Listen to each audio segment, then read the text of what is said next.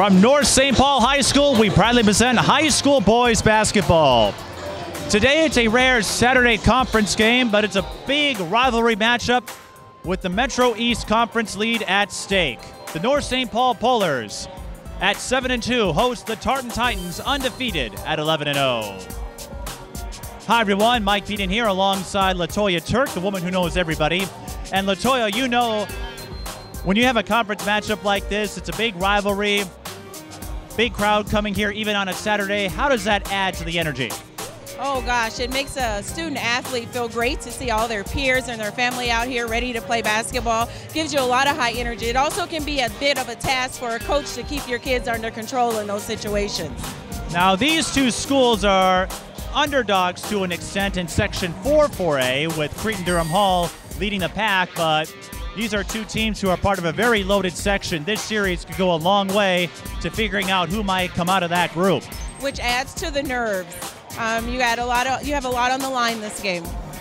For Tartan, undefeated at 11-0, a bit of a surprise. A lot of folks thought this would be a rebuilding year, but Antoine Kimmons doing an outstanding job so far.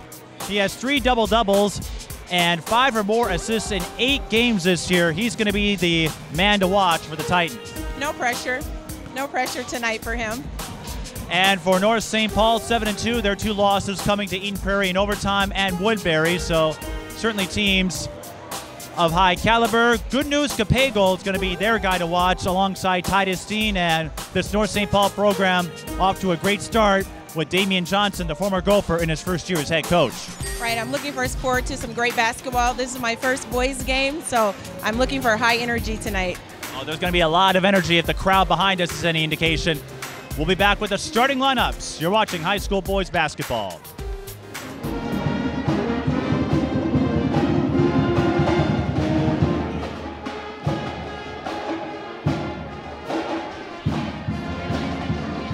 Well, LaToya, you look at this crowd, and with this rivalry, in part due to the proximity between the two schools, North St. Paul, Tartan, and Oakdale, it's just a short drive. Even on a Saturday, fans come out in droves. Absolutely. This gym is packed. The band is here. We have a full cheer squad on hand. This is going to be an exciting game. If nothing more, the crowd's going to definitely create the atmosphere here. And as we noted, section implications as well. These are two schools who are part of a loaded section in 4-4A. If the season were to end now, North St. Paul would get the 3 seed based on QRF. Of course, in 4A we go by coach's vote. Tartan would get the 5 seed, but 1 through 5, Cretin, Woodbury, North St. Paul, Eastridge, and Tartan, all 5 of those schools would have a good chance of making their way to state. Yeah, that's a tough section. Now, Cretin the favorite with the likes of Daniel Oturu, Jaden King, but as we've seen in boys basketball, so many surprises could be lurking. Right.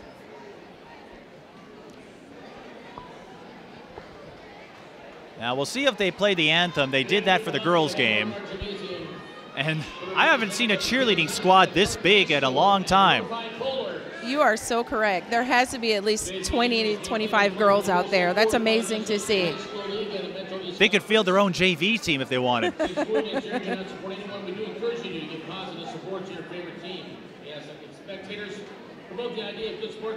And it looks like we're going to forego the national anthem and get started, because we had that for the girls' game. As you know, if you're in the know, Tartan North St. Paul traditionally played doubleheaders in conference play. It's been that way for years, and it's a great way to build up support. You know, you see that with De La Salle, Cretin-Durham Hall, and the big crowds they draw. I'd like to see more of it in high school sports, but that's just me. Right, Mike. In the 90s, during the city conference, we had doubleheaders as well. And the crowd, the stands were full. Well, they're close to it today. And let's go over the starters while they're being introduced. For North St. Paul, the home team, it's Good News Capego, the 6'6 senior. Khalil Golden, number 3, the 6'1 senior. Bryce Phillips, number 4, the 6' senior. Marcus Sims, number 10, the 6'7 senior. And Brendan Lakeford Johnson, number 13, the 6'3 sophomore. The Polars with a lot of height. Tartan will start. Andre Jenkins Whitmore, the 5'10 senior guard. Dante Adganwanyi. My apologies if I screw that up. He's a junior forward. Joseph Kearney, number 10, the sophomore guard. Antoine Kimmins, number 12, the junior guard. And Brady Hartman, number 22, the senior forward. So North St. Paul, they're going to have a lot of height on their side, and there's more to basketball than just height, but it helps when you have some vertical. Right. Well, you would know. That's why you were able to play the post for so long. And sophomore 6'3", number 13, Brendan Lakeford Johnson. Head coach is Damian Johnson. You're right, they don't look very tall, but I don't think they would be where they're at if they didn't have other attributes to add to their repertoire. Tartan led by head coach Mark Klingsporn, the longtime anchor for the Titans, won a state tournament championship back in 2000. His brother has been a high school official for many, many years. And North St. Paul led by Damian Johnson. He played for the Gophers, graduated in 2010, and now he's looking to make his mark as a high school coach. And you don't see that too often, former Gophers coming back and contributing the way Damian has. We on the girls' side, we have Crystal Flint. It's over at North High School. And we have some Minnesota natives on the team this year, so it'll be nice to see once they finish their professional career if they come back and give back to our high school programs. Now, good news, Capigio, the leading scorer for the Polars at 18.3 a game. Tartan, as we noted, Antoine Kimmins, he's their do-everything athlete, 18.5 points per game. He's also averaging 6 rebounds. We're underway. The Titans with the first possession. They're wearing the white, North St. Paul wearing the red. The first in the standard boys-girls doubleheader, and Antoine Kimmins wastes no time, knocking down the tray. In case you're wondering, the two schools will meet again on February 16th over at Tartan. And with that being on a Friday night, that means one thing, a packed house. Good news, Capigio. And we started the game off with 2 3-pointers. That fired up the North St. Paul faithful. Admittedly, we have a few more Polars fans than Titans fans. Now, is this a bit surreal for you or a bit strange to be calling a Polars team that isn't wearing blue? It is. God help us if North St. Paul and Minneapolis North ever meet.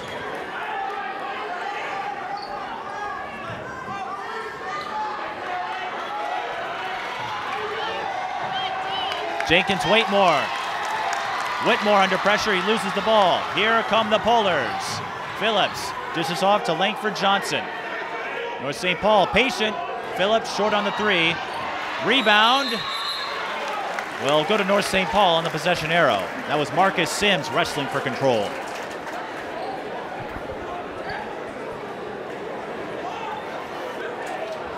The Polars 7-2. Again, losses to Woodbury and Eden Prairie.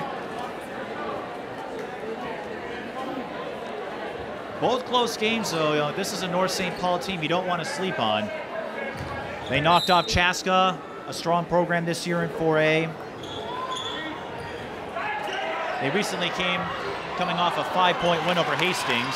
Langford Johnson missing the tray, but Phillips is there for the O-board. The fadeaway, that rims out. Golden couldn't tip it in. Tartan looking to leak out. Here comes Kearney. No! And he's fouled while chasing his own rebound. And it will stay here. On that last possession for North St. Paul, I was more impressed with the vertical for the rebound than the fadeaway. You're going to get that a little more in the boys' game, and that's not to say the girls can't jump, but the boys, let's just say, have been maybe playing Super Mario Brothers one too many times. North St. Paul getting the rebound.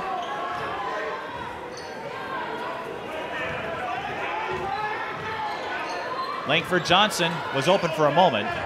Here comes Sims. Off the window, can't get the bounce. Rebound goes back to him. He draws a foul. And I believe it will be a shooting foul. Yes, it is.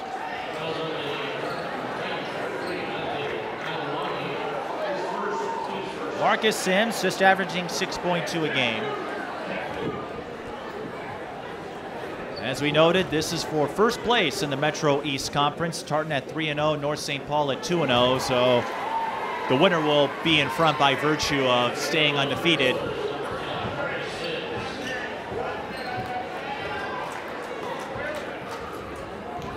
And in the Mahtomedi Tartan game that I was on hand for the girls, a lot of players will talk to you about winning those conference games. You get a lot of big rivalries, and this is one of them. Okay.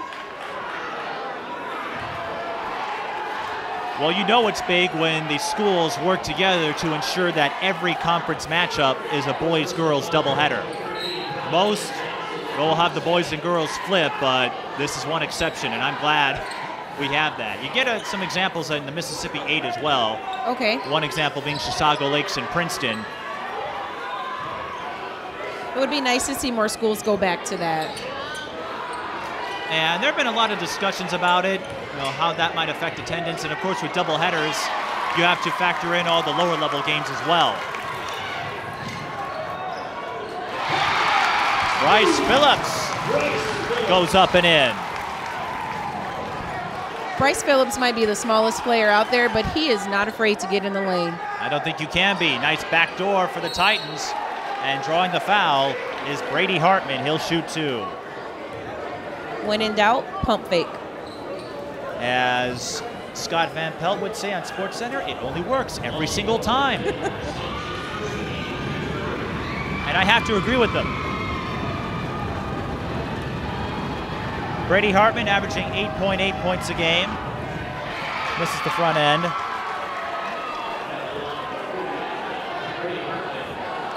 .8 points, 4.6 rebounds for the 6'4" senior.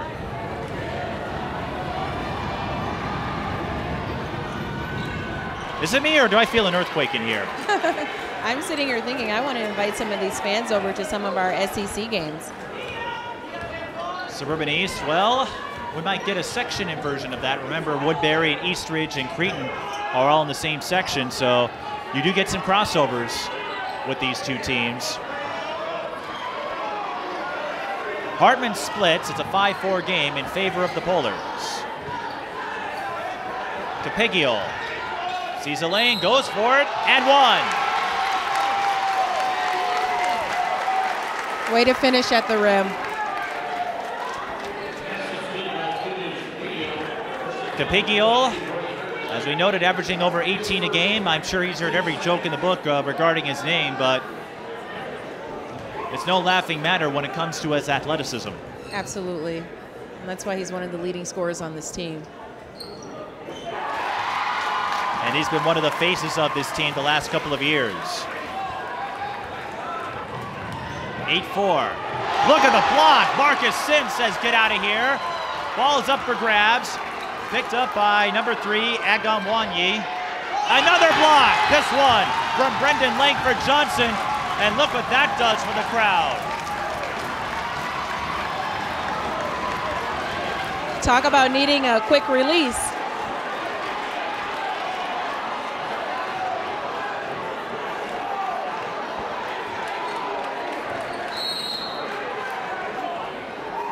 Can you tell this is a rivalry game?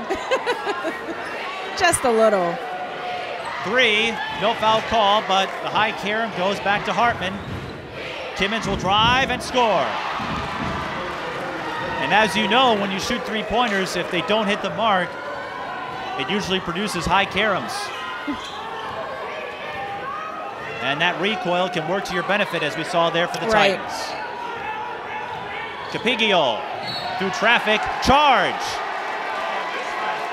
It almost looked like he had 2 or 3 players holding on to him as he was making his way to the basket there. That's the second foul on Capigio. He's going to have to sit for a while, and that's not what you want to see if you're Damian Johnson.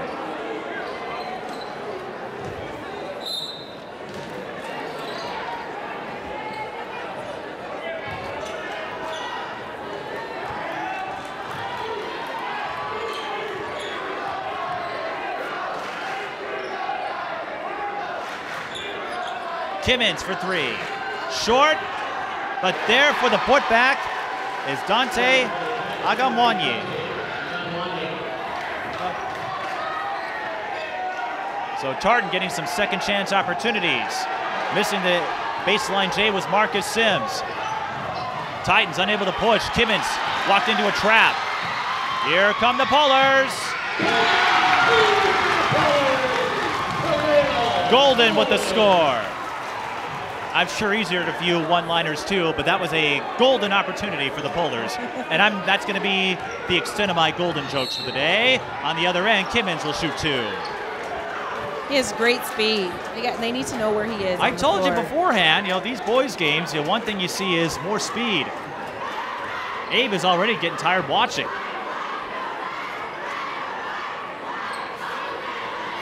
Antoine Kimmins, as we noted, 3 double-doubles,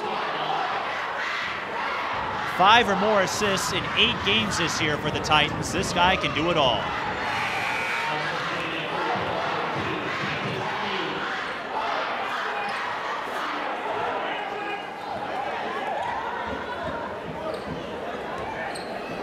Kimmins has scored 12 or more points in every game this year.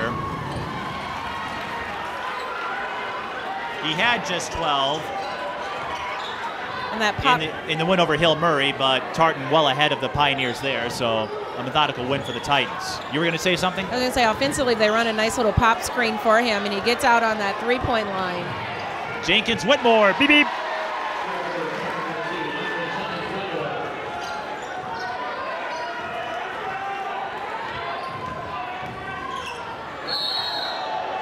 A lot of speedsters here, but you get that a lot with, well, city basketball and we'll call it inner ring suburbs here. You players who love to fly down the court. Bit of a contrast to schools like Eden Prairie that likes to play a more deliberate style, or last night I was on hand to watch Stillwater and Mounds View play. You're not going to see that kind of speed. Right. And that's not to say those teams are inferior, just each school is different, but it's fun to watch those fast breaks when you've got some guys who can hit the accelerator.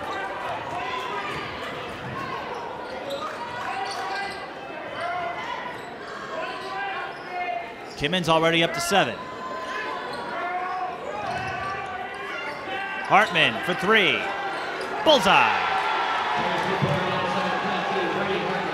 Don't think about it, Hartman. Just do it. Looked like he paused a little bit there. Titans on an 11-2 run. Polars will try to answer from the free throw line as Bryce Phillips draws the foul.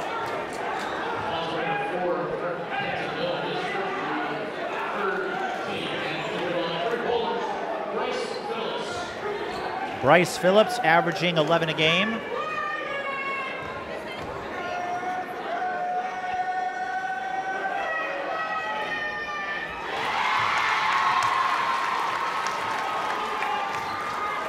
North St. Paul last got to state 2 years ago. They were summarily crushed by Hopkins in the 4A quarterfinal. That was the year when Amir Coffey was a senior, so maybe not a surprising result, but to get there, North St. Paul was able to make a couple of upsets in their section.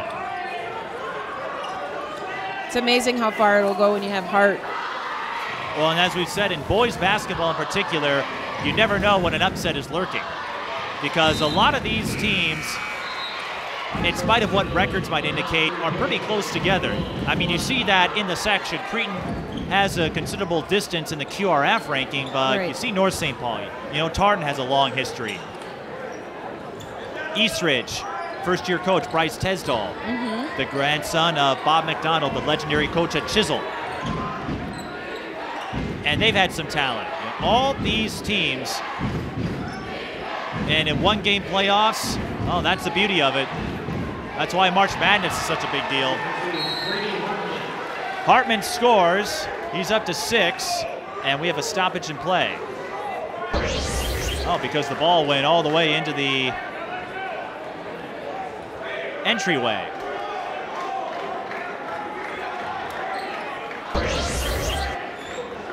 So we had to stop play there, and you're not going to find too many seats in this house if you're not here already. And speaking of upsets, another one happened 5 years ago when Cretin-Durham Hall knocked off Apple Valley in the section final in 3-4A, and that denied Tyus Jones a chance to ride off into the sunset. But I'd say his career since then has turned out pretty well. He's, let's just say, his wallet isn't hurting too much. And how about the Wolves? They are doing a great job. For the moment, they actually have a better record than the Cavaliers. They have 2 more wins.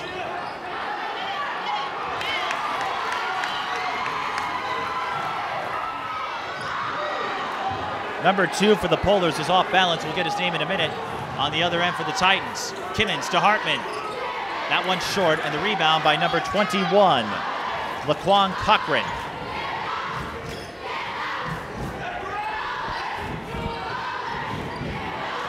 Another miss. Polars having trouble finishing down low, and that's allowed the Titans to build up this run. It's 13-3. Polars looking to push. Missing the three-pointer was DeJuan Carter. So I'd like to see them do a little something on the left side for the Polars, but I wasn't expecting it to be that deep.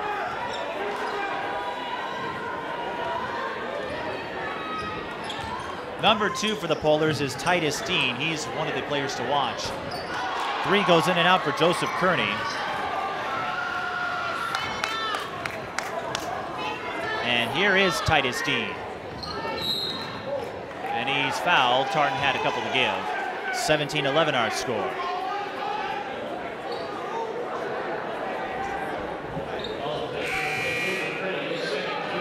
And to see Tartan bounce back, as we noted, a lot of folks thought this would be a rebuilding year. Now, this is a team that lost Jarvis Omersa. You may know him as Jarvis Thomas. He moved to Orono for family reasons, now going to the Gophers, but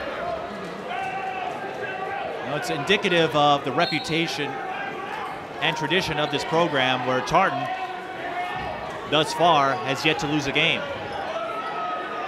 They may not have the headliners like Daniel O'Toole for Cretin-Durham Hall, but they've got some guys who can play. Yes. Golden out to Carter. His three's going to be short, and Carter fouls Kimmins on the rebound. Great box out by the guard on the floor.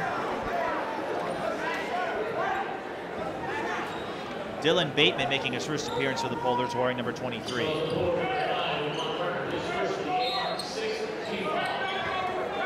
And baskets have been hard to come by over the last few minutes. And everyone's getting shots off, they're just not falling. Well, you know the adage, when that happens, the best way to get out of it is to keep shooting. Hartman comes up short. Hustle play for the Titans, and Kenton Miller will have a chance at 3. And that's where Tartan has succeeded thus far in building this 8-point lead. Those second shot attempts, yeah, and those rebounds. Polars have got to box out, especially underneath the basket. One thing's for sure, as the Titans extend their lead to 8, they've taken North St. Paul's crowd out of it. And when you're in a rivalry game like this, silencing the crowd when you're the visitor can be crucial. I'm sure that was something your coaches preached to you at Washburn and De La Salle. There are a few ways you do that.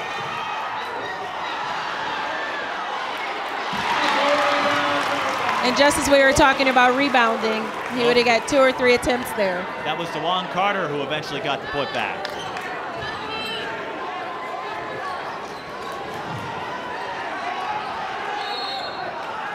And Tartan under pressure, timeout called by Mark Klingsport. 8:38 remains in the first half. And we mentioned North St. Paul. They played a bevy of high-quality teams. If you're wondering how Tartan got to 11-0,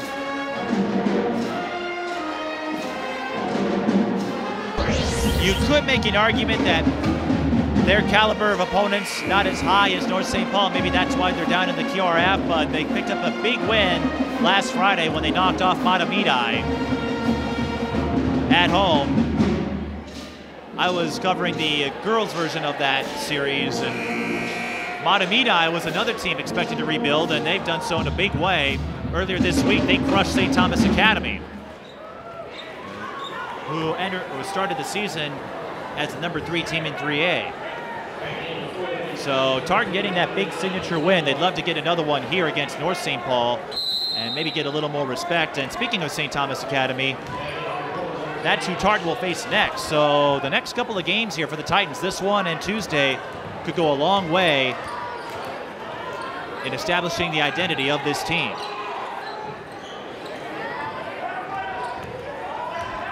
Miller used up the dribble and ends up throwing it away. Oh, nice move.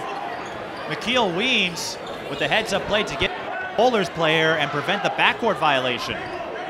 Nice. By any chance, is he related to Najim Weems over at the De La Salle's program, the girls? I wouldn't be surprised. We'll have to find that out. Well, you've got connections. I'm sure you can make that happen. But we're at a boys game. You know more about boys basketball than I do. Not that much. But I do know that the Polars have gone without a field goal for a while. Trying to change that here.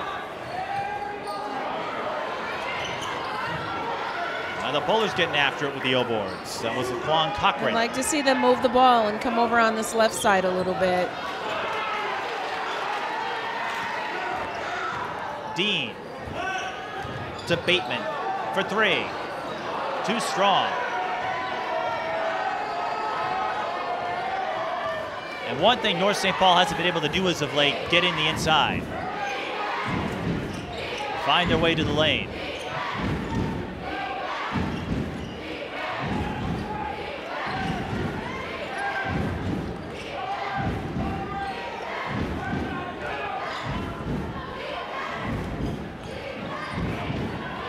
Through the hole and in. Dorian Singer attacks the lane and pushes the Titans lead back to 8.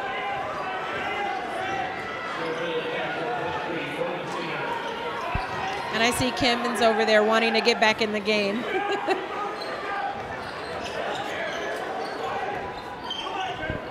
And North St. Paul has struggled with Capigio sitting with 2 fouls.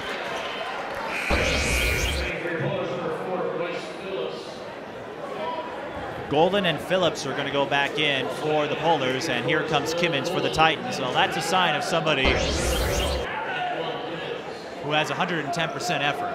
Right. You know, when you're that eager to get back in the game. Because I'm sure you come across players that might be reluctant to do so, but I think in our experience we can say with authority that most athletes don't want to be away from the court. Right, and when you get to this level and you have this type of competition on the floor, they want to be on the floor. It makes it a lot easier for the coaches as well.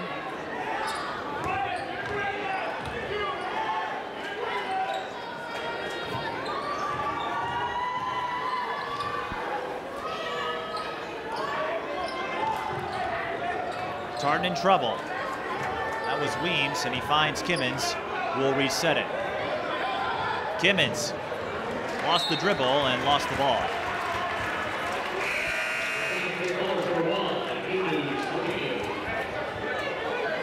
And good news, Capigio is going to go back in for the Polars. We'll see if he can be mindful of his 2 fouls, but I think Damian Johnson sensing that he's got to take a chance here because North St. Paul's offensive production has been anemic with him on the bench.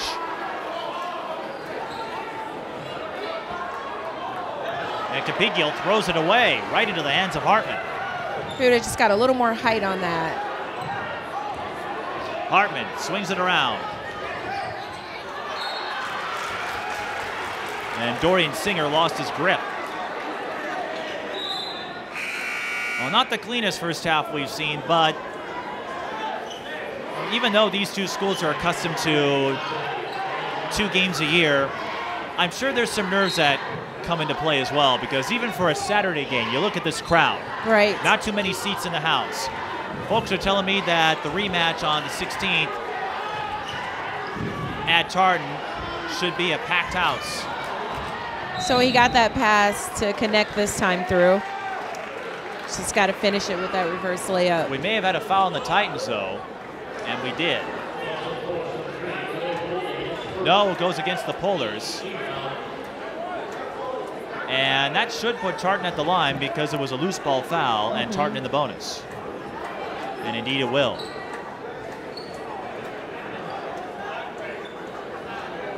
You were mentioning the SEC earlier. I saw Roseville took care of Eastridge pretty handily last night. They did. They did. Roseville's or Eastridge is rebuilding. So in the first half, they actually were hanging pretty close with Roseville, but the second half, Roseville was able to pull away. Hartman missing the front end, but Kimmins was there for the rebound. Like we said, this guy can do it all, even if he's not the tallest player on the floor. But you don't want unforced errors like that. And of course, the biggest result, as Klingsborn calls another timeout, I think probably to express his displeasure at that last play, but the biggest result may have been Wayzata defeating Hopkins. Yes. I think we were all glued to our computers and our updates for that game.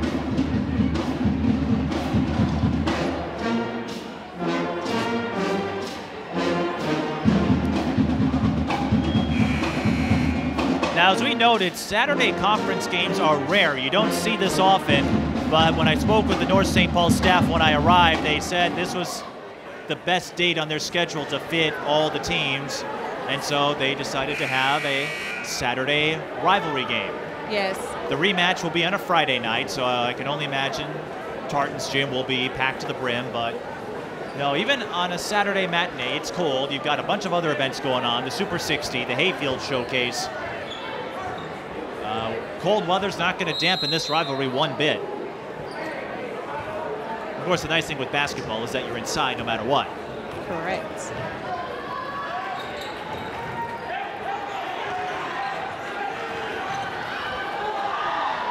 Elbow J, swish. Bryce Phillips with the score.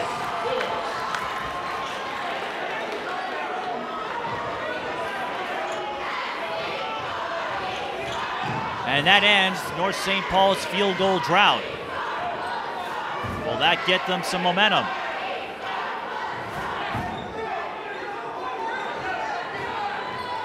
Jenkins Whitmore receiving instruction from Klingsborn there. Kimmins has it. We'll go back to Jenkins Whitmore. Looking to go inside.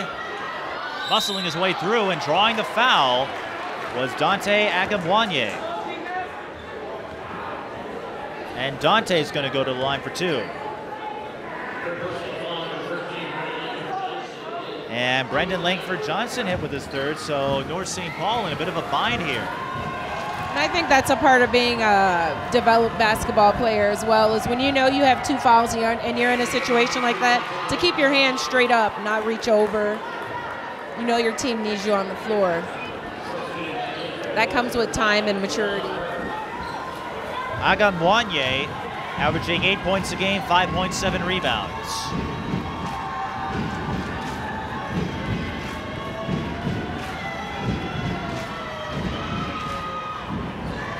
And he blanks.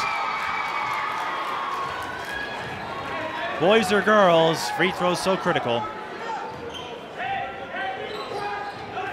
Well, you and I have an example going back earlier this year when Chisago Lakes upset Matamidi. Correct. Zephyrs missed a few key free throws, but they did come back and beat Tartan. I covered that game a week ago. Metro East, plenty of talent. Marcus Sims with the putback, and now North St. Paul looking to get some momentum here. They've cut an 8-point lead down to 4. Miller used up the dribble, goes to Agamwanye. Oh, Hartman was open for a minute, but he gave, late Marcus Sims will be hit with his second. And Sims, flustered, I think he knew if he'd stayed straight up, he could have had Hartman beat down low.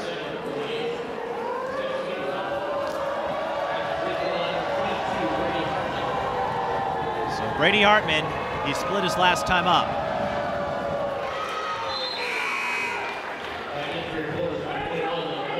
In a game like this, you mentioned being a part of doubleheaders, and whether it was at De La Salle and some of the big rivalries like Benilde or Cretin, or when you moved to Washburn and played against North. How do you stay composed and not let the crowd get to you in a rivalry like this? Because I'm sure when you're at the line, you heard all the noise. Right. We didn't see that at Matamida, Chisago Lakes, but the fans are bringing it here. Right. That's a hard thing. It's a hard thing to do, to stay focused. It comes down to discipline and your practice. When you're at the free throw line, that's more repetition. So you just go through what you know. Foul away from the ball, and it's on the Titans. That's the last to give. But does this feel more natural to you? Because we were at that Matamida Chisago game, and everybody was so polite. This is more normal for me. This is a real rivalry. I may have to take back everything I once said about conference play not being exciting, and with the way playoffs are structured, winning your conference, DeJuan Carter drains the rudder. Winning your conference isn't the biggest prize in the world, but as coaches have told me, and fans would tell you the same thing, winning your conference, if nothing else, gets you leverage when it comes to seeding. Right. Capigio with the block, and Johnson, I laugh because I think that was Johnson's athletic director who had to duck to get out. Tuck and roll, more like it. Talk about reflexes. Tuck and roll. I've never seen anything like that. I've never seen an official duck out of harm's way like that. That's an ESPN highlight. We should submit it. Yes. You think the players have athleticism? Well, we know Kimmins does. And we mentioned this before, but a lot of officials were former players. So they still have a few reflexes. Correct.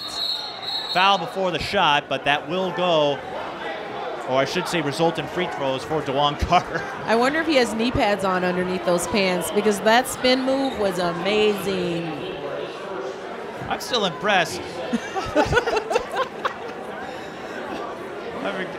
He's the athletic director for Johnson. His name is on the tip of my tongue. Dwayne Johnson? No, at Johnson's AD, who's officiating in this game. It's not Dwayne Johnson.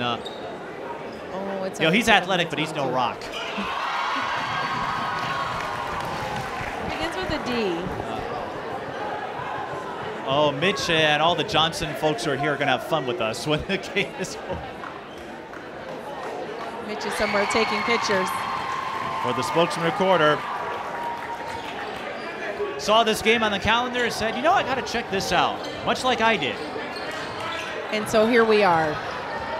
And we can't remember the name of Johnson's AD. I may never be allowed to cover another Governor's game again. We'll find out at halftime. Carter makes both free throws to make it a 25-21 game. Well, let me ask you this. Can you smell what the Rock is cooking? Foul is on Carter. Kimmins will shoot 2. Speaking of the Rock, while we're on this tangent, when I was at the U of M, several of my classmates who were WWE fans lamented Dwayne Johnson's acting ability. Specifically, they all expressed displeasure and said, why did he have to be such a good actor? I'll say this, I enjoyed his performance in Moana.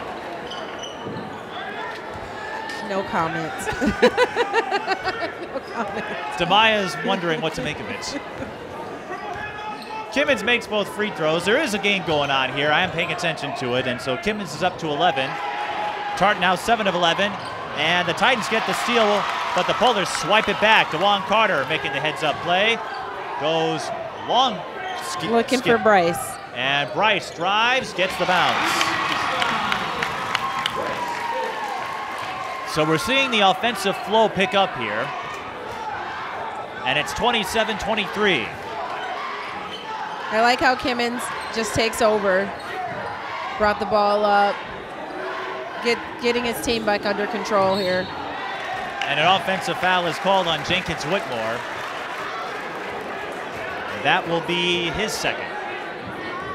1:25 left in the first. 4-point game.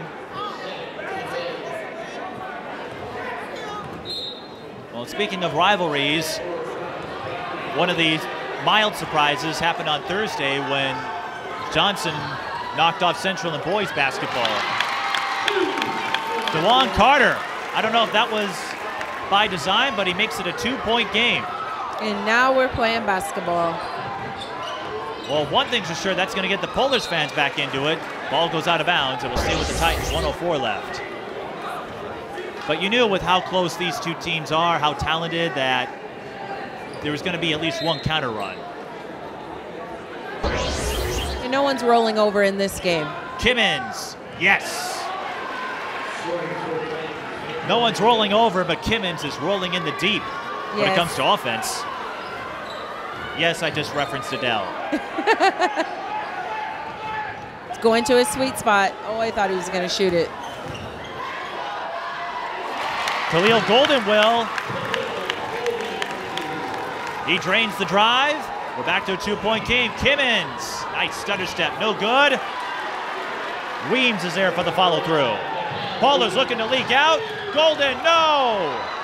And now ripping away the rebound, Laquan Cochran. Oh my goodness, that was sheer muscle on the part of Cochran. Absolutely. Titans with 10 seconds. Kimmins goes to Weems, needs help. Tartan doesn't recognize the clock. Oh, DeJuan Carter, that's his third. And the Polars bail out the Titans there with 1.6. Those are called bailout falls. You bailed them out. There's bailout fouls and there's bailout fouls.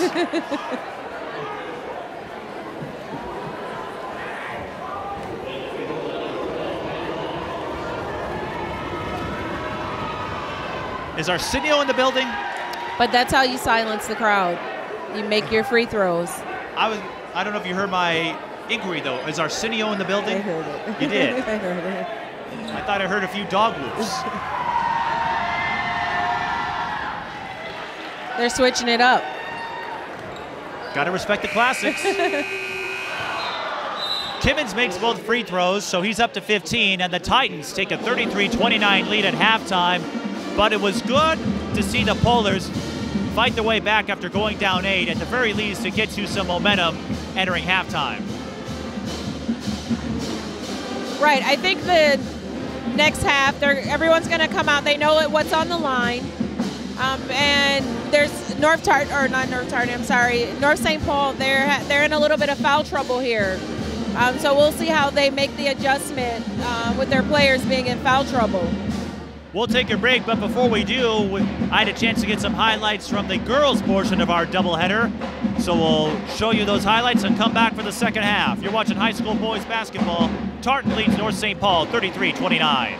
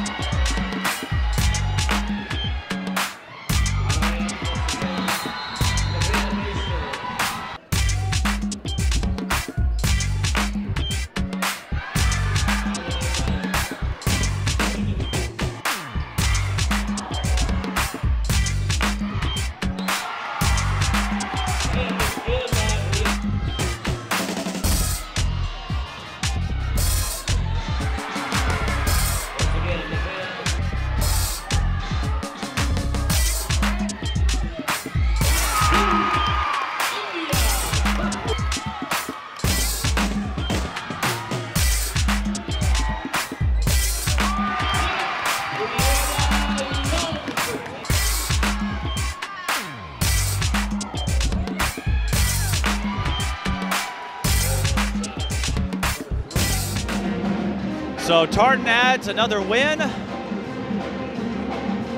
They picked up a big win earlier in the week over Hill Murray. And they are a team you don't want to sleep on in Section 4 4A for the girls. Cretin-Durham Hall also the favorite as the season moves along, but the Titans have a strong sophomore class and a couple players are hurt. So the Titans are going to be a group you'll want to watch in the years to come. But the Titan boys lead the North St. Paul Polar boys 33-29. Mike Peden and LaToya Turk will rejoin me in a minute. First half numbers, Antoine Kimmins, the leading scorer with 15 points. Brady Hartman has 8. Those are your notables there. For North St. Paul, DeJuan Carter has 8 off the bench. Bryce Phillips has 7. Good news, Capigiel has 6. Demaya, what do you think of this game? There. No, she's not quite ready for you. So she thinks Tartan's going to win. Well, one day one day you'll be ready for this microphone, and then you can take over for me. What do you think? Maybe. Just not yet. Well, always nice to plug your mother.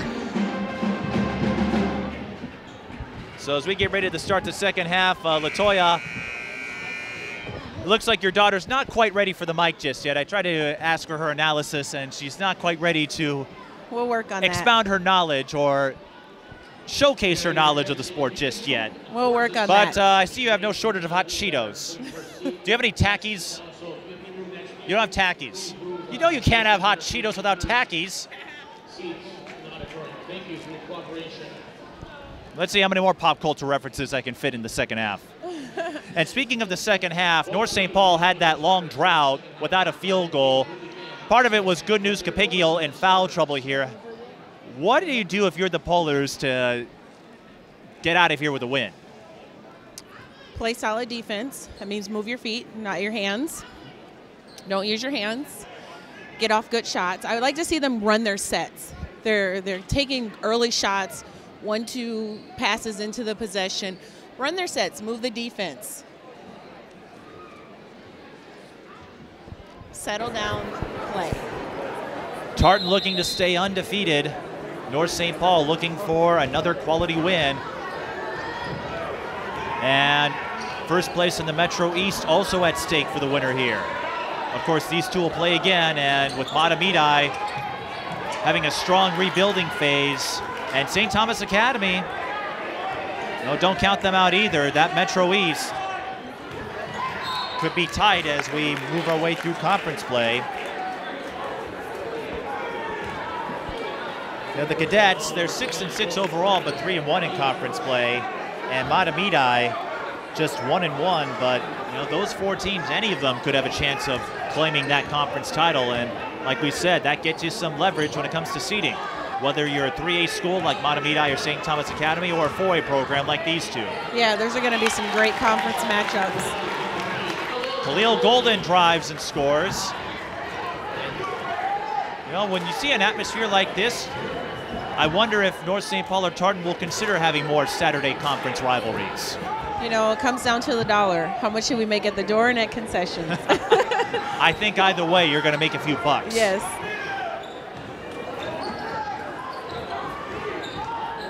Conference rivalries have a way of drawing out crowds. Kimmins is blocked. I think that was Capigiel on the leak out. Tartan playing some defense there. Ballers with about 3 chances. Good news, Capigiel finally cleans it up. And that's what North St. Paul was missing. But again, Capigiel had to sit out with 2 fouls. We're tied at 33. And that's going to be a walk on Agamwanye.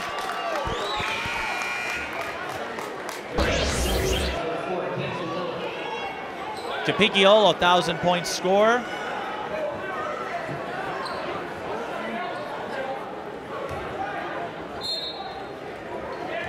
I'm sure he gets a lot of attention, as we know, due to his name, but his ability to make plays is also up there. North St. Paul looking to take their first lead in a considerable amount of time. Capigiel, the fadeaway, swish. Kind of hard to defend a player with that type of jumping ability that deep in the paint. Not to mention a 6'6" frame. Yes. So back-to-back buckets for Capigio. Although the Polars hit with a foul. That's on Khalil Golden, her second. You know, if anyone's watching this, I'm sure this might happen just to mess with me. Maybe we'll get a Minneapolis North St. Paul matchup. Antoine Kimmins ends the North St. Paul run for now. He's up to 17. His season high is 33. Capigio knocks down the tray. And the headliners are coming to work. Yeah, that says you are going to respect my three-point shot. He was at least 2 steps outside of the line. And look what it's done for the North St. Paul fan base.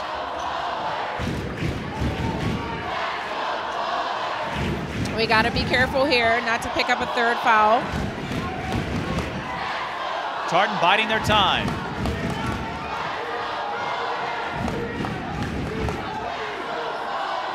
Nice inside feed, but Kimmins couldn't put it down. That was an absolute smart play on him. Great movement without the ball for Golden Kimmins. for three. Short. Ball still live. Kimmins recovers. And a player is down for the Titans. It's Kimmins. He gets back up and walks it off. He's grimacing a little bit, though. It'll be a side up for the Titans, and Kimmins can stay in the game. Now, did you figure out who Johnson's AD? Yes, his name was Dwayne Holmes. Dwayne Combs, that's who it was. Yeah.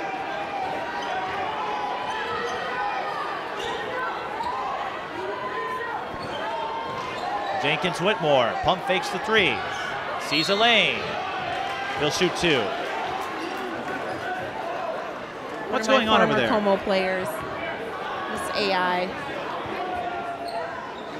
Do I recognize her? Maybe former Como players? 2 years ago. I should then. You've probably seen her at the Hamlin tournament.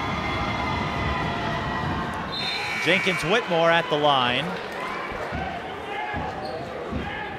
He averages 14.4 a game, 3.5 rebounds, and 3.2 steals. He knocks down both to make it a 1-point game. The Titans, working their way to the line, they're 11 and 15. North just 4 or 5. Nice back door, and they're going to shoot two more. The foul will be charged to Kimmins, just his first, but I think they should have given him a pass. He's a guard. The thing is, when you come down like that, even if you don't make contact, officials may be conditioned to call the foul. It's correct. Because a lot of times that's what happens. And then, go ahead. I'm saying that's why he's headed over to explain that to the coach.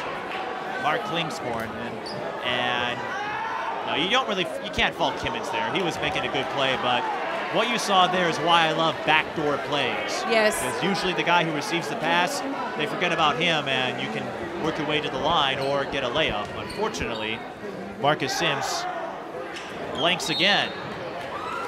Look at you flexing your basketball on the court IQ. What makes you think I know anything? I think you've watched Demaya probably plays. knows more than me. She's interested in her hot Cheetos and foam chat. No, she thinks, your mother thinks I have basketball IQ. All right, I'll take your word for it. From the mouth of babes. Here comes Kimmins, sees a lane, and he'll shoot two. You think that was Kimmins showing a little frustration move? Absolutely. Like, all right, I'm going to take it to you. No, my favorite play, though, in basketball is the backdoor, covering it for 12 years. Mm-hmm. I like the dunks and high-lows, but backdoors are that's my favorite. I don't know if you have a special move you enjoy, but I do like backdoor cuts, and partially because my daughter's a guard, and a lot of times she's overplayed, and I try to get her to cut backdoor. But even the back screens where you drop back door, you know, I go to my tried and trusty high-low post-up game. Capigio tried the pump fake. Tartan didn't buy it, but Kimmins, speaking of IQ, knows a thing or two. He's not going to fall for it easily. Here's Titus Dean. Muscling his way through. Kick out to Capigio. Leans in. And that's what a 6'6" frame can do for you. In that case, he could just shoot over everybody. And it might come down to that, as tight as the score is. Capigio with 15, 40-38 our score.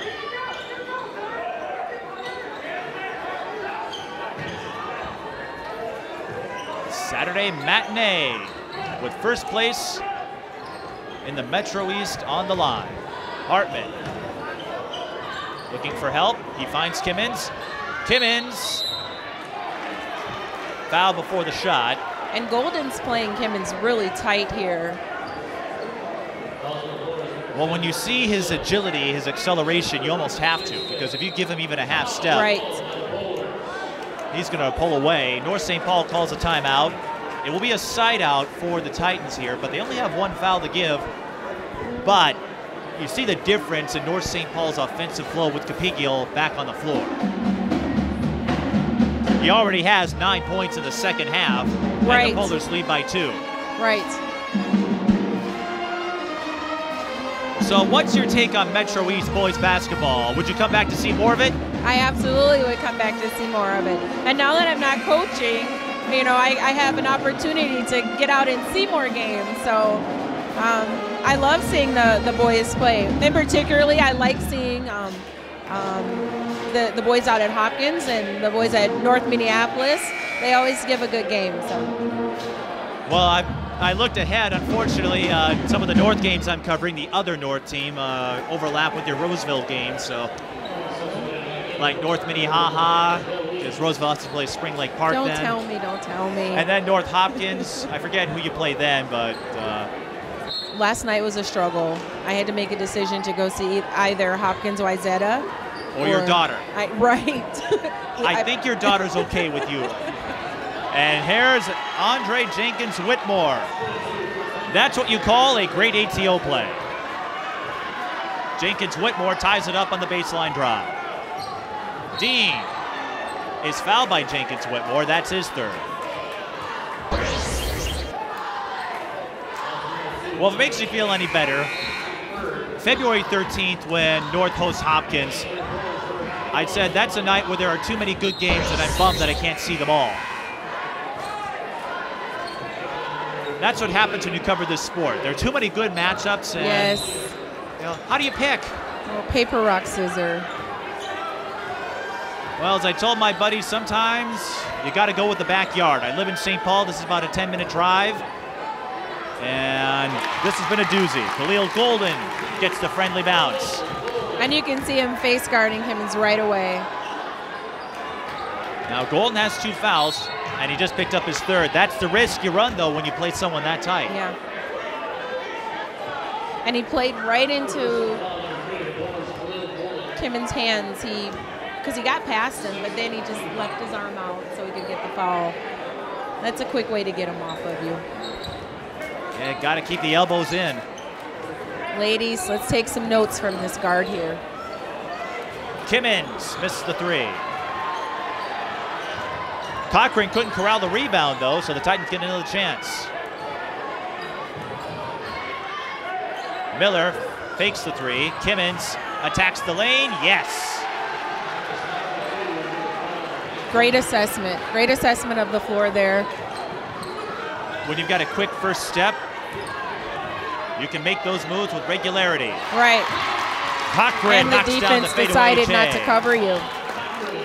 And an official's timeout, 44-42. Well, we're seeing the offensive flow pick up here in the second half. And this game, as advertised, these are 2 teams just outside the top 10, and it looks like the stoppage may have been a warning for Damian Johnson. But North St. Paul, I believe, ranked 11th in the 4A rankings. Tartan at 12. But as we've said, with boys basketball, rankings go out the window. Right. This is all a prelude for what should be a fun battle in Section 4-4A.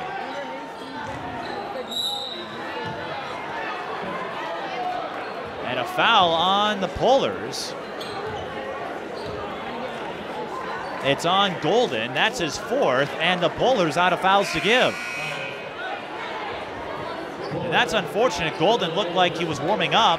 He's going to have to sit out for a while. And one thing we know for sure, Kimmins is warm. So he's hot right now. And with Golden out, I don't know who's going to be able to hold him up defensively. Kimmins knocks down the front end. He's up to 21.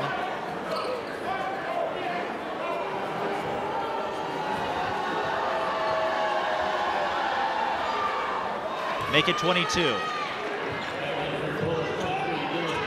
Tartan 14 of 19. North St. Paul 4 of 7 unofficially from the free throw line. And how many times have we said free throws make a difference? Cochran can't get the bounce this time. And a loose ball foul. And it's going to go against Weems. So North St. Paul will get another chance. By the way, Antoine Kimmins, this is his first 20-point game since December 21st when he put down 21 in Tartan's win over Burnsville. Capigio in traffic.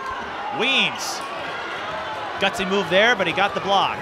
Here comes Kimmins racing down and laying it in. They need to find a solution for that. He gives the Titans the lead, 46-44. Capigio draws the blocking foul. There are a few people who don't agree with that in here. I don't think there's been a single foul call that anyone has agreed with, or I should say everyone. This has been a highly partisan crowd, whether you're a North St. Paul fan or a Tartan fan, but it's a rivalry. It's to be expected.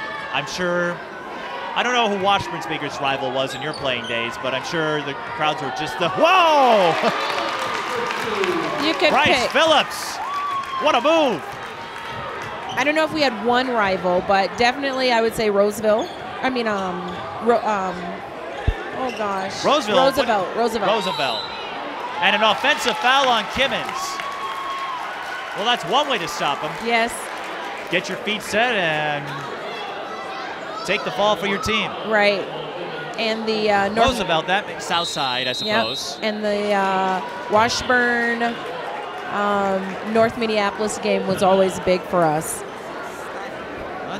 That makes sense too, though. This one a geographic rivalry, but when you have talented teams, and we have that here, that was Tartan calling the timeout. They have 2 left.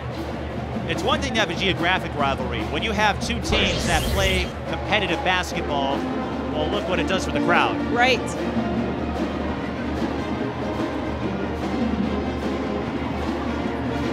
I was hoping Roseville wouldn't be a rival of yours. I don't know how your daughter would feel about that, since she wears the Roseville uniform.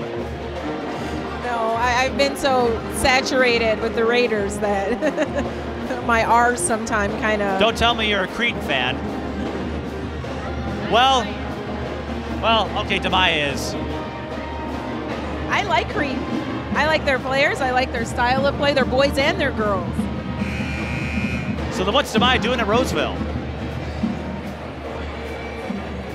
You know I'm going to be ready for these one-liners. Okay, only the boys. Demaya clarified. She's a fan of the boys' team. Once she plays the girls, she wants to kick their butt. Well, Sydney Jackson plays on that Cretan team over there, and I had the honor of coaching her as an 8th grader over at Como. And for the boys' team, one of my close friends' son is Cy Chapman. So a correction, that was North St. Paul who called the timeout, not the Titans, so we'll have 3 on both sides. 10:25 remains in the second half. That was a tough shot by Bryce Phillips, unable to save it. Kimmins. Here he comes again. In transition. That's the first foul on Cochran, but more free throws coming for Kimmins, and Kimmins has been clutch from the line today. He has, and he's letting his player know that he's going to kick it out next time. So we'll see, but I'm sure he's going to have another breakaway fast break.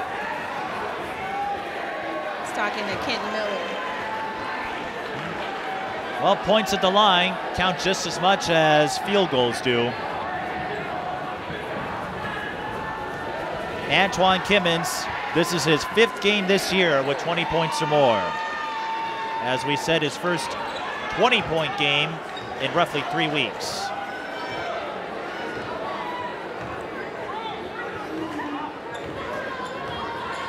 And the Titans take the lead again, 48-46. Do the Polars have an answer? Capigio, that's going to be a blocking foul. Oh, that could have gone either way. Right. That's the 4th on McKeel Weems, and Capigio is going to shoot free throws. No, those are tough calls to make. Because up here, we see something. The officials might see something else on the floor. You know, those are just, again, tough calls. Right. Capigio had made just 1 free throw until that basket. And if he can get to the basket, get some fouls, make some of these free throws, the game is still really close. It's been close all the way through. The largest lead for either side has been 8. That was held by the Titans, and the Polars were able to reel that in. The Tartan girls won convincingly by 40. We're not going to get that score here, and Tartan throws it away. Goes back to that first half, though, those unforced errors. We saw Tartan commit a few of those in the first half. Sometimes the crowd can play a part in that. Yeah, and a lot of these high school gyms, you know, the crowd's right on top of you. That's the beauty of basketball. Well, high school basketball in particular. Yes. Well, even in the old school days of college and pro basketball. 3 from the corner, no good.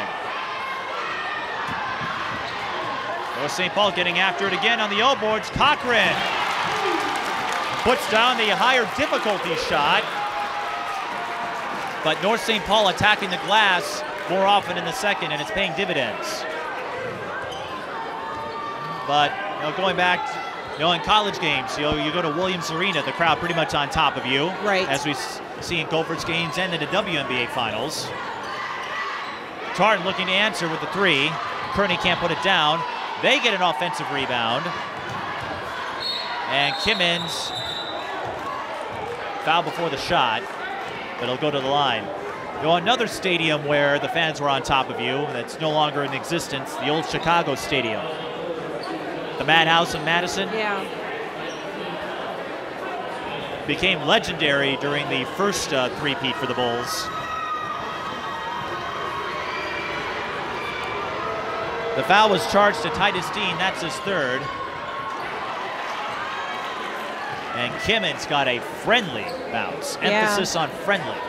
He's not easily rattled, though. And this crowd's really coming at him. You know, big crowd. The band is here. They've stuck around. And I've never seen a cheerleading squad this big. Well, maybe it did get to him. Maybe we'll have to start covering cheerleaders. Capigio. That was a clean block from Agamwanye. Kimmins in transition. There's the kick out you spoke of. Floater.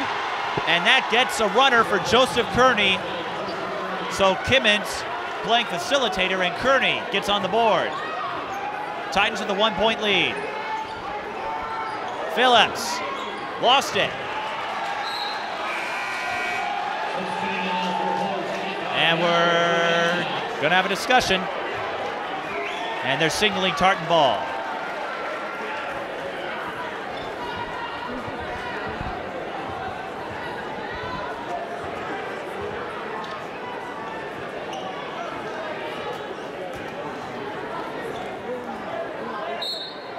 8-11. In a game that's been tight throughout.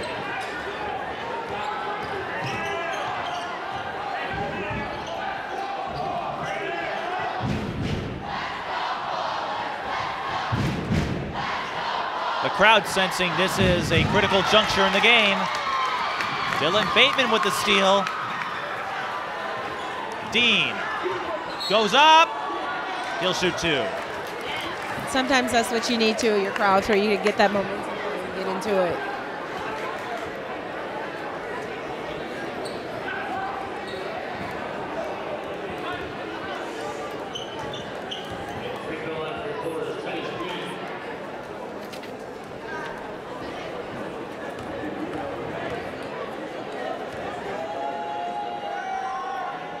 Dean at the line. He blanks. Dean has not scored today for the Polars.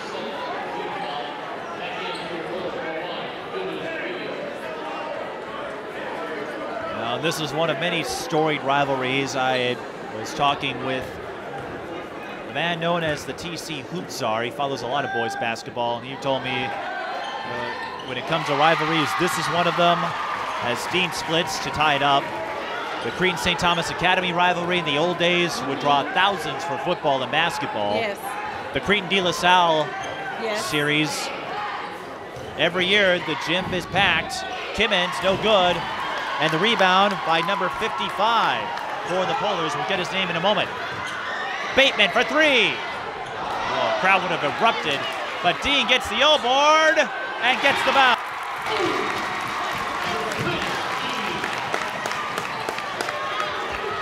55 for the Polars is Yao Dumenya. Titus Dean with his first field goal. Polars go back up by 2. 7 minutes to go. And Tartan taking their time, running their offense. Kearney. Found Miller, and Hartman can't hit the 3. Capigiel with the rebound. Dumenya. Kicks back out. Dean surveying. Dumenya, 3-ball. Corner pocket.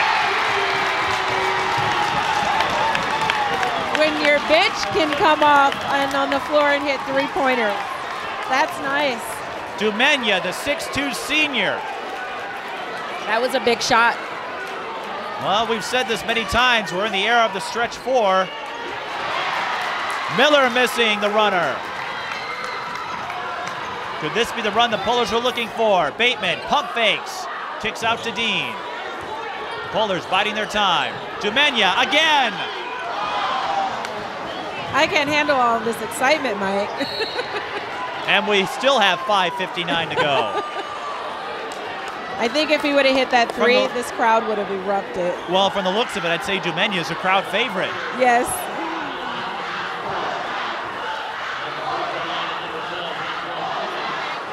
Hey, have you recognized this chant? Have you heard this before? Maybe it. Oh. Hey, does this chant sound familiar? Whose house?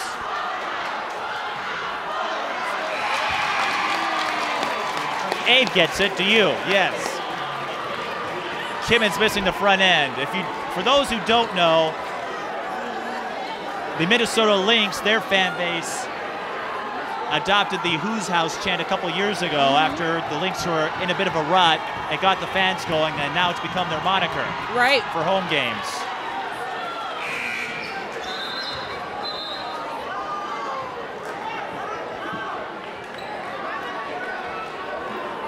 Kimmins splits. He's up to 26. 4-point gain, 5:59 to go. Both teams in the bonus the rest of the way. And Tartan in the double bonus, so they'll shoot 2 free throws for any non-team control foul. Right.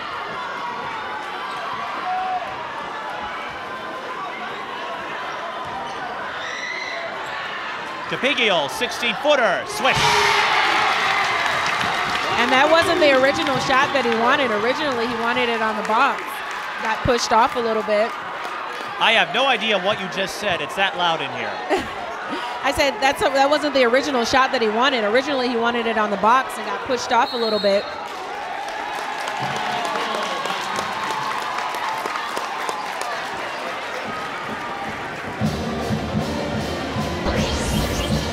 Tartan calling timeout.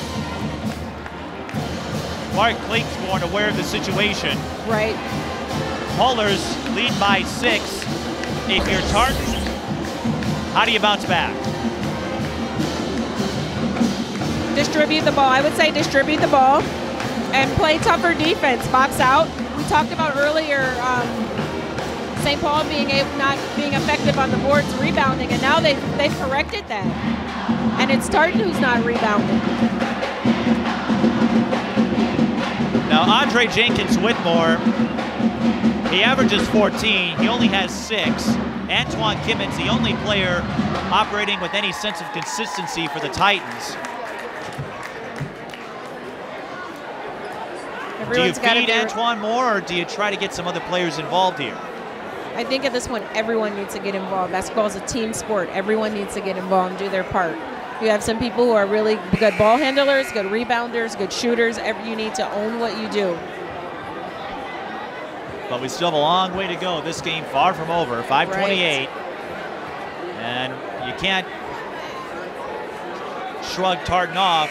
Remember, they are undefeated entering this game at 11-0. North St. Paul at 7-2. And when you've got a battle for first in the conference, on top of the geographic rivalry, this is where ebb and flow becomes such a big deal. Correct. Johnson and Central, they've had a long time rivalry. North and Henry, boys basketball, another one. 3 on the way. Oh, in and out. Hartman was fouled. Exactly what we said. Do what you do best. The shooter came off the pick, got the shot off. Great box out underneath, go back up. Foul on Dumenya, just his first. Hartman will shoot 2, as we noted. Tartan in the double bonus the rest of the way. And when do you get Golden back in? When do you put Golden back in it? If you're North St. Paul, well, Tartan going to put Andre Jenkins Whitmore back in. He has 3 fouls, but Mark Klingsborn, he knows he's running out of time here.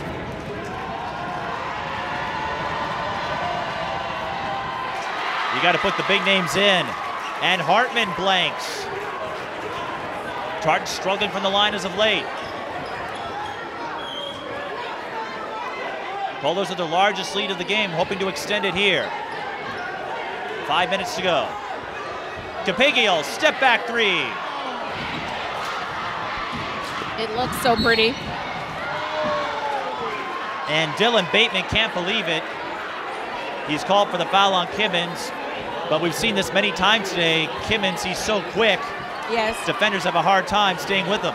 And even with his quickness, he really knows how to use his body to get the calls. But he's strong enough to endure the foul, the being held. And he's just great at getting those calls.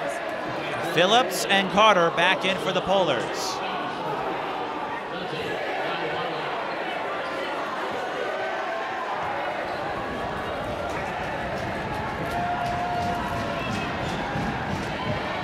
And he knocks them both.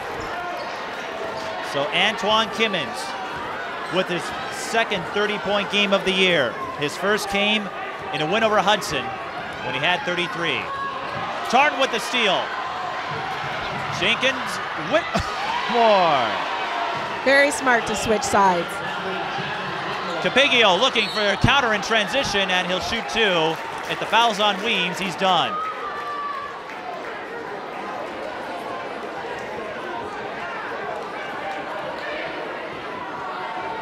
No, the foul will be charged to Kimmins. That's his 3rd.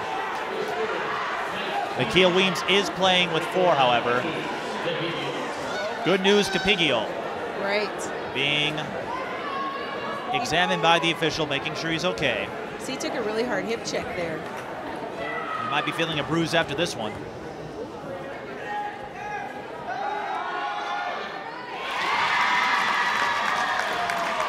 Didn't affect his free throws, though. Capigio with 20. So the stars for both teams producing as expected. The role players have stepped up as well in many ways and many forms. Capigio knocks down both. Both teams shooting 66% from the line, by the way. North St. Paul 9 of 15, Tark 20 of 30. But it's a 4-point game. Tartan going high-low. Kimmins is there. Mike, that was so pretty. Give the dime to Jenkins Whitmore. And it's a 2-point game again. And that pass, getting it in there, threading the needle. Langford Johnson. 3 on the way is short. And Tartan can tie or take the lead here. Gotta play smart here, long Golden. skip. Tartan with the 3. Kearney couldn't put it down. Rebound Capigio. You saw Tartan's fans waiting to erupt. Capigio waves through traffic and he's pumped.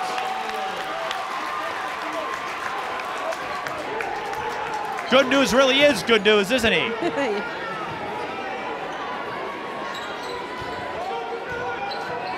4-point game again. 3:23 left. Agamwanye looking for help. Tartan so patient in these possessions, even in a high-pressure situation. Right. Kimmins drives, yes!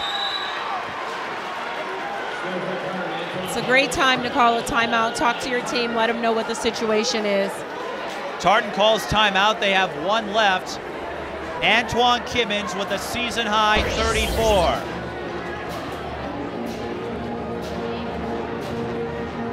We talk about basketball being a team sport, but sometimes the stars Have to take know when to over. step up, and we've seen that in both sides today. Case in point, Capigio and Kimmins are the only double-digit scorers in this game. That doesn't happen often, even in a team sport like this one. But both teams have been trading baskets, so the Pullers have been able to hang on to their slim lead. What should we expect here in the final 3:05? I'm at a loss for words. I thought you were the coach. You would have an I insight know. on what North St. Paul needs to do and what Tartan needs to do. The score is so close that you just want to tell your boys to I'll just give you play that. solid. It's been close. Play solid. You know, if you're in foul trouble, you know you have 4 fouls. You played, you know, the past 2 halves. You know your player. Get up on top of your players. Don't let Kimmins loose. Box out. Take good high percentage shots. Well, let's discuss the foul situation. For North St. Paul, Golden, Carter, and Langford Johnson all on the floor with 4 fouls. For the Titans, McKeel Weems has 4. Both teams in the double bonus. Tartan has 9 fouls, so the next one will put North St. Paul in the double bonus. North St. Paul with 3 timeouts, Tartan with 1. The Titans have the possession arrow. 3 is there! Brandon Langford Johnson with its first field goal of the game.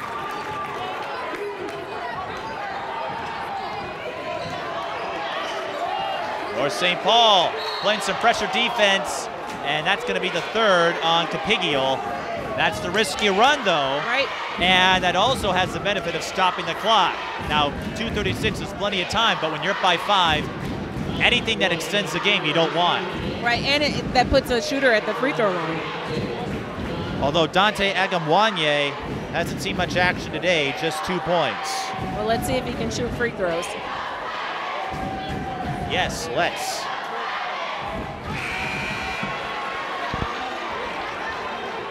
Agamwanye, as we noted, averaging 8. He blanked his last time up. Put that one down. Capigio has 3 fouls now. Agamwanye splits.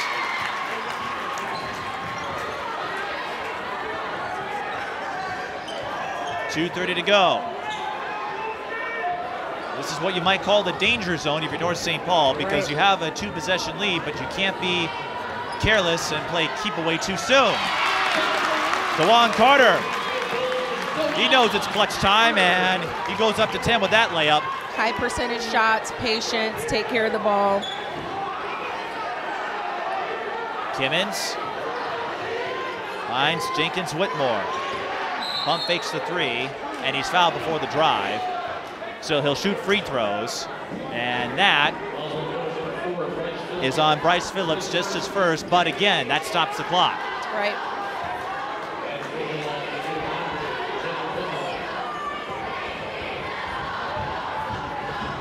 This is what conference rivalries are all about. Twists and turns, ebb and flow.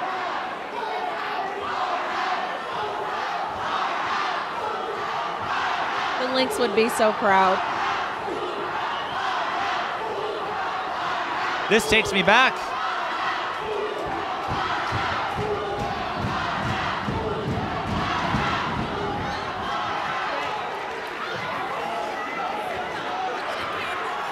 Jenkins Whitmore makes both. I had to pause just to listen to that because it is cool to hear. Boys or girls, it's cool to hear that chant spread to the high school circuit. Tartan gets the stop. Kimmins, oh my goodness, warp speed to the basket. Kimmins to 36. It's a 2-point game again. Phillips, backdoor, foul. And it's on Kearney, his fourth. That trusty pump fake. The pump fake, the backdoor. Like we said, the pump fake only works every single time. DeJuan Carter will shoot two. He needs to make both to make it a two-possession game.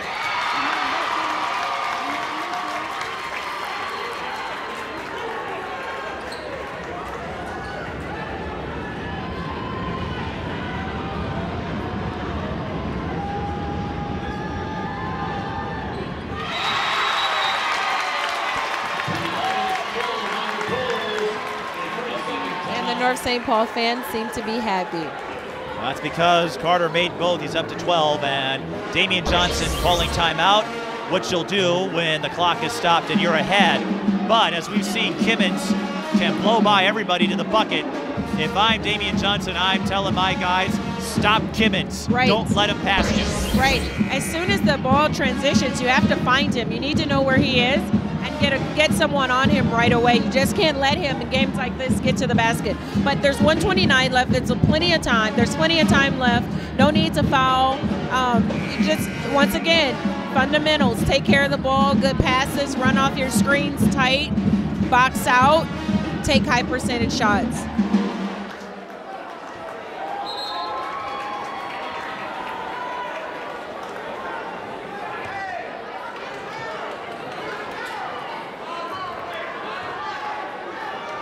And remember, there are still 3 North St. Paul players on the floor with 4 fouls. Right.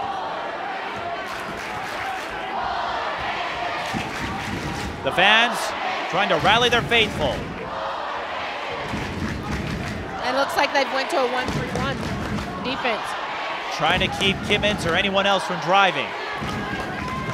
And they're eating up clock here. 3 on the way. Well, I think they were just trying to figure out what to do, assess the situation.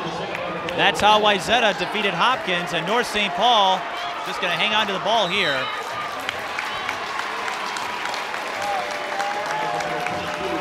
They're going to play keep away, and Tartan's going to have to play foul and chase and hope for a couple of misses.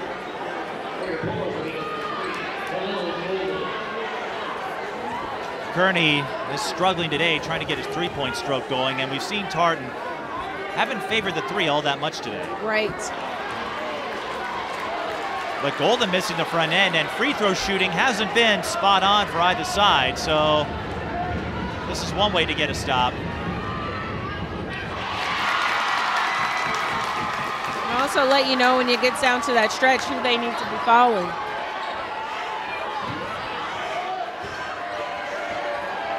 Zone again for the Polars. Can Tartan break it? No. I don't think Tartan was ready for that zone. Maybe a timeout would have been good to address looks like that. North St. Paul is going to hang on for the win here unless something strange happens. We haven't seen it all game until now, but that zone defense, it can pay dividends for teams unprepared for it. As we noted, Wayzata, that's how the girls overcame a 15-point halftime deficit to beat Hopkins in a rivalry that Hopkins has dominated. Yeah. And it looks like North St. Paul is going to use the same ticket to knock down a previously undefeated team. But they are leaving some points at the free throw line. Yes. And that zone is keeping Antoine Kimmins from doing anything. It would have been a great time, that last possession, to call a timeout. Let your team know what to do. Golden splits again, but the bigger enemy is time.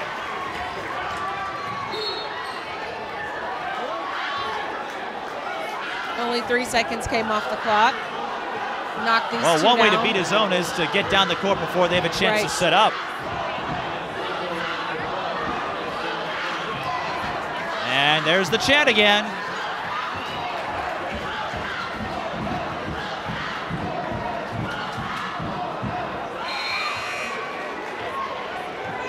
Antoine Kimmins at the line, as you noted. 3 seconds went off the clock, and it stops with 30.9. If you're Tartan, you got to extend the game in any way possible. Kimmins with 38, but you still got to play foul and chase. Tartan ball.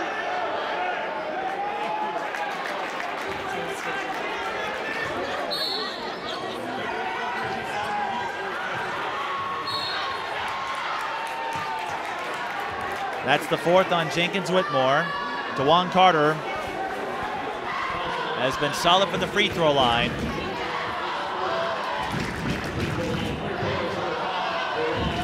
And win or lose, you got to give props to Antoine Kimmins and the way he stepped up today for the Titans. Season high 38.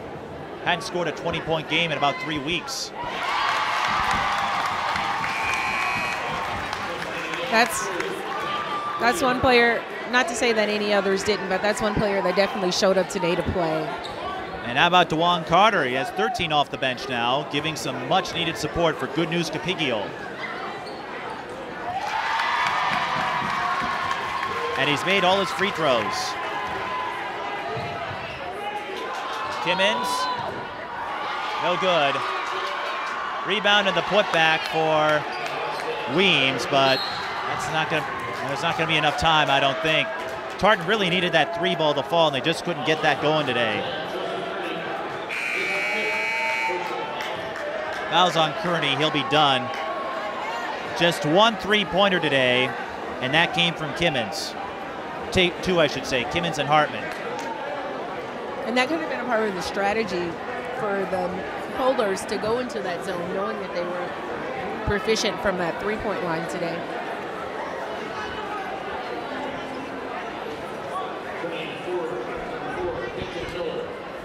So Bryce Phillips will shoot two. Kearney will finish with just two.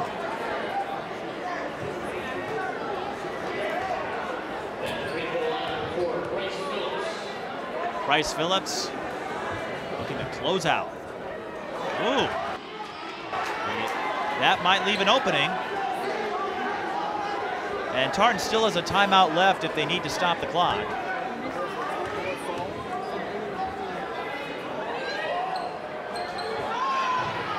He missed both.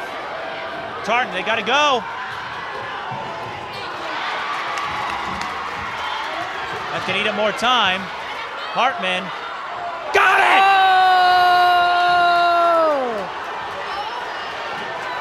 Oh yeah. He was double teamed, didn't matter. Hartman makes it a one-point game. We'll see if the officials put any time back on the clock. The problem for the Titans here, they're going to be out of timeouts.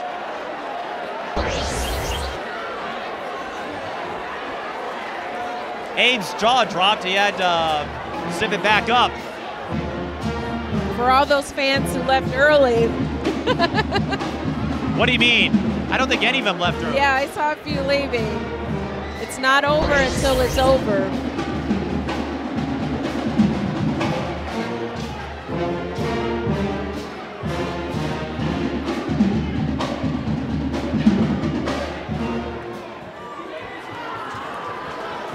Three and a half seconds. Looks like That's going to be the amount of time on the clock. Here's the issue. Tartan, if they don't get a steal, they're going to have to foul right away. Yes. And they're out of timeout, so at this point, you identify who's the worst. And even if they did, you couldn't advance the ball anyway. Yeah, you identify who's the worst free throw shooter. You allow them to get the ball, you foul right away. But you first just try to get a lockup, get a 5-second call. You get a 5-second call. And Tartan's not going to defend the inbounder, Khalil Golden. Now will North St. Paul use a timeout? So Kimmins commits the foul. He had 3. Golden, he missed. I should say Phillips missed both his last time up. Even if he makes both, he cannot make it a 2-possession game.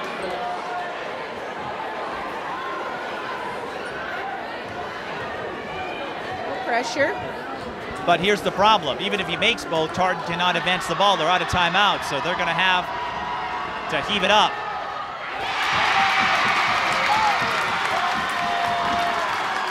You wouldn't expect anything other than a photo finish, would you? Right. So the clock doesn't start until you actually touch the ball, so they can roll the ball in. Now, do you miss or make it? No, he makes it. And Damian Johnson will call a timeout, presumably to drop a play to defend the inbound, but does that help the Titans here? Because that gives them a chance to drop a play too. Right. It's such a tough call when you're a coach. You know, if it were me, I would have held on to it and make Tartan scramble. Right. Because now both sides are going to have a chance to draw something up. So I guess we're going to see who comes up with a better execution here. Right, and then St. Paul, they have another timeout, so you can go out on the floor and see what the defensive strategy is and bring them back in and change it again. Well, here's the problem. It's Tartan ball, so they can't call a timeout. Oh, I'm sorry. It's just like Space Jam when Bill Murray tried to draw up a play on offense when they were on defense.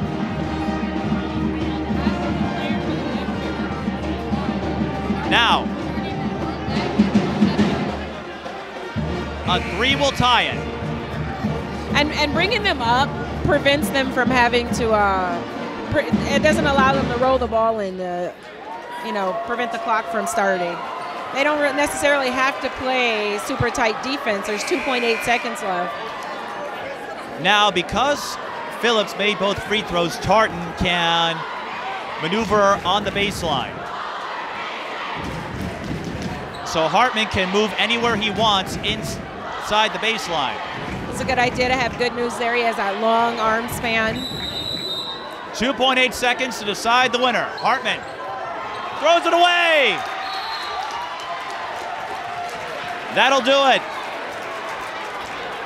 Unless we get a steal on the inbounds play. That's true, but shoot. That would top the ref spin move. It's done. I don't know what happened there. Hartman tried to go for the deep ball and just a matter of miscommunication.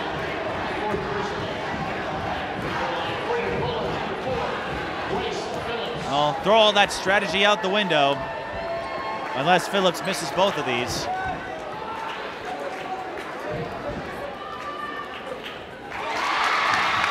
And we call that the friendly roll. Well, no one said it would be easy. If you're Tartan, an unfortunate way because you wanted to have a chance to force a tie, force overtime, but couldn't make it happen. North St. Paul hangs on for a 76-72 win.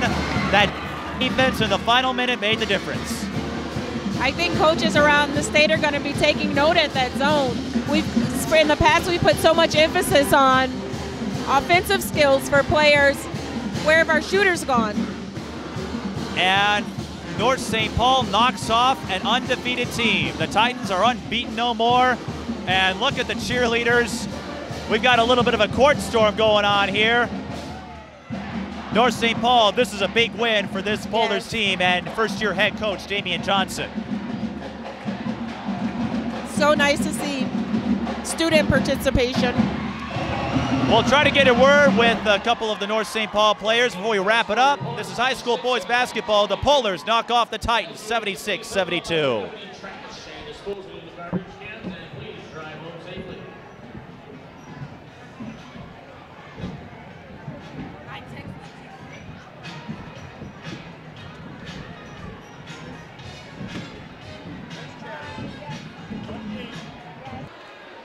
And I'm joined by DeJuan Carter and Good News Capigio in a tight finish, emblematic of this rivalry and Metro East Conference play. DeJuan, how nervous were you in that final minute? I was pretty nervous. I didn't know what possibly could happen, and we're just trying not to give up a three.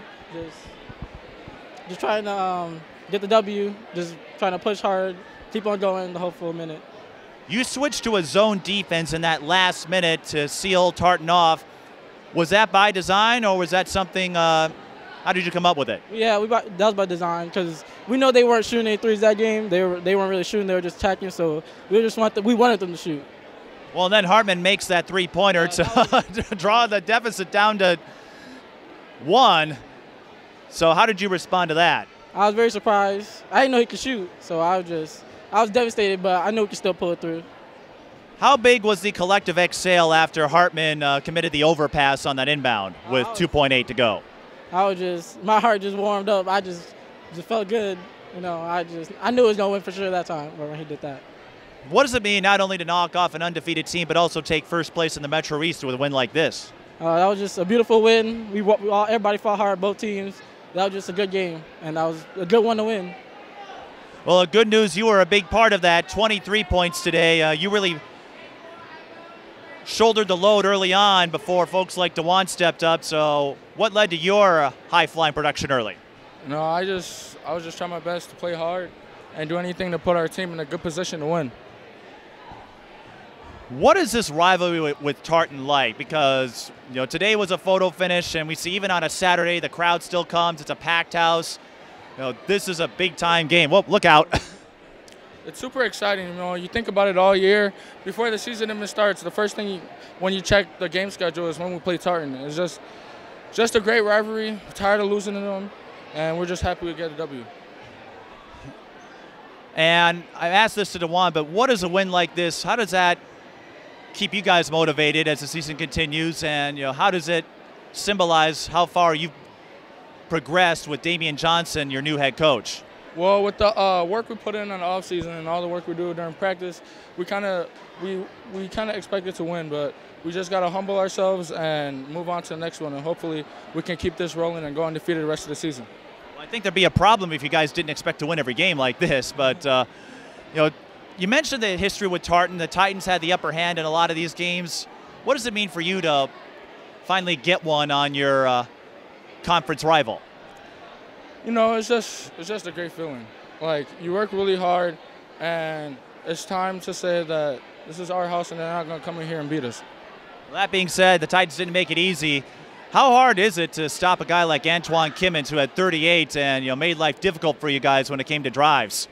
We just got to slide our feet better. I feel like the refs gave them a lot of little ticky-tack fouls, but we just beat them to the spot. We can't rely on the refs when we play basketball. Just got to keep playing, and hopefully we still come up with the W.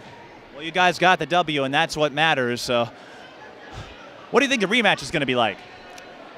Hopefully we beat them by more than this, because we could have played a lot better. Like we said, we let Antoine score 38. That's not okay. We're going to really be better on help side when we play them over there, and we're going to learn from this game and make sure we're better next time. Well, I think you guys would expect to win every game, and I think you wouldn't want to be playing your best basketball in January with March down the road. But a couple more things before we wrap it up. At the end of the game, we saw your fans get in a Who's House chant, reminiscent of what the Lynx do at their games. I don't know if you knew how that started, but what is that like when you see the crowd trying to get everyone going the way they did? Oh, it just felt good. Like, we usually have a good, decent crowd, but tonight everybody came out, and it just felt good, and they're just making us feel at home. We just thank God and thank everyone for coming out here. It's a great atmosphere. When they're cheering like that, it's kind of hard to lose, and we thank the crowd for everything they do. So you think Who's House is going to be a thing the rest of the season? Hopefully, yeah. I hope so. I love it. Feels great. Well, send our compliments to the Minnesota Lynx in case they come after us with any sort of copyright. Is there anyone you want to say hi to? I'll say hi to my mom. I want to say hi just to anybody out there, parents, anyone. Thank you for tuning in if you do. Well, thanks for stopping by. Congrats on a well-fought, heart-pounding win. This is what rivalries are all about, and great win. We'll see if more are coming your way. Thank you. Thank you. Thank you. That was DeJuan Carter, a Good News Capigio of the North St. Paul Polars. That wraps it up from here. For LaToya, Turk, and our entire crew, I'm Mike Peden. Thank you for watching high school boys basketball.